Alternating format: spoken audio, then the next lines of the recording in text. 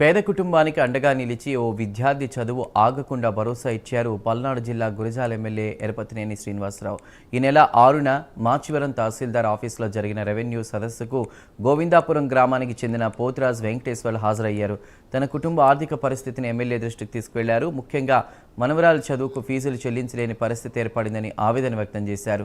దీంతో స్పందించిన ఎమ్మెల్యే ఎరపతినేని శ్రీనివాసరావు విద్యార్థి చదువు మధ్యలో ఆగకుండా ఆర్థికంగా అండగా ఉంటానని హామీ ఇచ్చారు. మొత్తం 3,67,000 రూపాయలు సహాయం చేస్తానని హామీ ఇచ్చినట్లు కుటుంబ సభ్యులు తెలిపారు.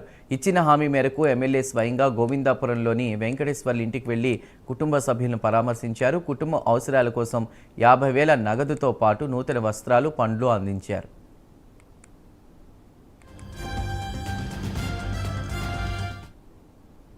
అదేవిధంగా మనవరాలి చదువు కోసం 3,17,000 ఆర్థిక సహాయం కూడా అందిస్తానని మరోసారి స్పష్టం చేశారు. దీంతో ఆ కుటుంబానికి మొత్తం 3,67,000 ఆర్థిక భరోసా లభించినట్లయింది. పేదరికం కారణంగా విద్యార్థి చదువు ఆగిపోకూడదనే ఉద్దేశంతో ఎమ్మెల్యే తీసుకున్న నిర్ణయంపై కుటుంబ సభ్యులు కృతజ్ఞతలు తెలిపారు.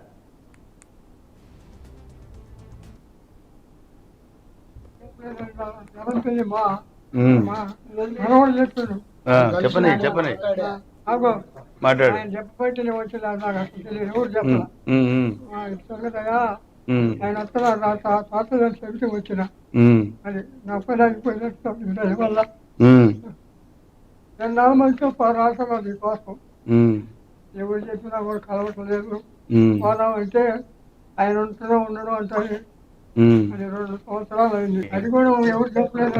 ఎవరి మా మనవాళ్ళు చెప్పాడు